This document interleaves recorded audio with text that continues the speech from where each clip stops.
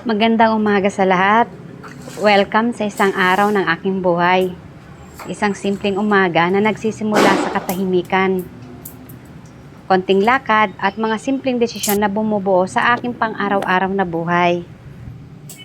Kagigising ko lang ngayong umaga. Tahimik pa ang paligid. Ramdam mo pa ang lamig ng hangin na galing sa bintana. At dahan-dahan pa lang gumigising ang buong araw. Pagbangon ko agad, akong lumabas para bumili ng pagkain sa karinderya. Ito ang ilan sa mga ulam na napili ko ngayon. Simple lang pero sapat na para sa isang buong araw o sa pangtanghalian. Meron akong binili na ginataang tulingan. Yan, isa sa mga pinakagusto ko yan na ulam. Tapos, nagugulay din ako. Pero kapag ako nagugulay, pili nga lang. Gusto ko ng ginisang ampalaya sa itlog. Yan. Yan ang aking mga pagkain. Hindi kasi kami pwedeng magluto dito sa tinitirahan ko. Isa ito sa mga rules sa aking tirahan. Kaya sanay na akong bumili ng lutong ulam. Minsan naman, kapag may bigla ang cravings, lalo na ng manok, kumakain ako o lumalakad lang ako papunta sa malapit sa food chain dito sa aking tirahan. Mabuti na lang at malapit lang sa Jollibee. Kaya madali lang ako kumain kapag gusto kong kumain ng iba. Si Jollibee ang solusyon sa problema ko. Yan. Kalimitan sa pang-araw-araw na buhay ko talaga, mag-isa lang akong kumakain. Wala kasi akong kasama dito. Mag-isa lang akong kumakain dito sa kwarto ko.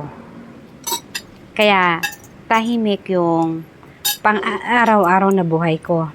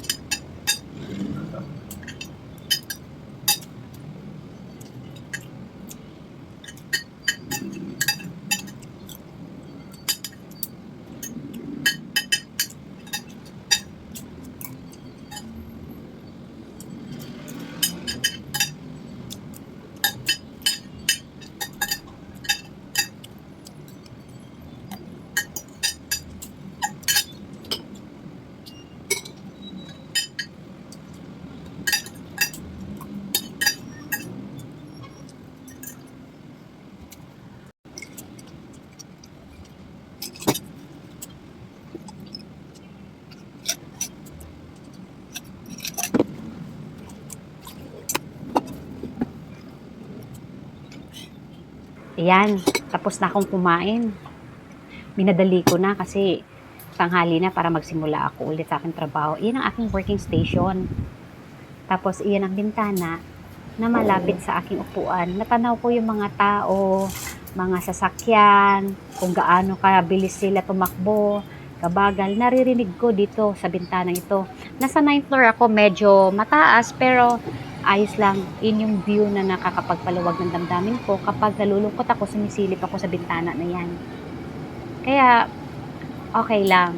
Sa maghapon ko, sa computer ko, natatapos ko lahat ng trabaho ko. Parang, mas napitil ko pa nga at komportable ako na dito ako nagtatrabaho. Kasi, walang utos sa akin. Sarili ko, batas ko. Batas ko lang ang nasusunod. Walang amo na magtutulak sa akin na ito gawin mo o magtuturo sa akin ito gawin mo. Walang mag-uutos sa akin. So, dito sa bahay, nagagawa ko lahat ng mga task ko. Pakain-kain lang, pakonti-konting pindot ng keyboard, tapos na ang aking trabaho. Dito rin ako nagtatrabaho sa bahay. Ito yung aking working station na simple lang pero dito umiikot ang buong araw ko. Ang trabaho ko ay hindi na kailangang magpakita sa opisina. Kaya mas pinili ko magtrabaho dito sa sarili kong espasyo. Walang traffic, walang mahabang biyahe, konting bukas lang ng laptop, computer, ayos na. Habang tumatakbo ang oras, sunod-sunod na lang ang ginagawa. Konting pitik ng keyboard, tapos ang isang gawain, konting pahinga, tapos ulit.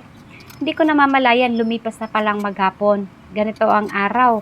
Araw na buhay ko. Hindi man ang grande, pero payapa. Sa simpleng routine na ito, natutunan kong pahalagahan ang katahimikan, ang maliit na bagay, at ang pagiging sapat ng kung anong meron ako ngayon. Salamat sa pagsama sa aking kwento sa araw na ito. Hanggang sa susunod na video, ingat palagi!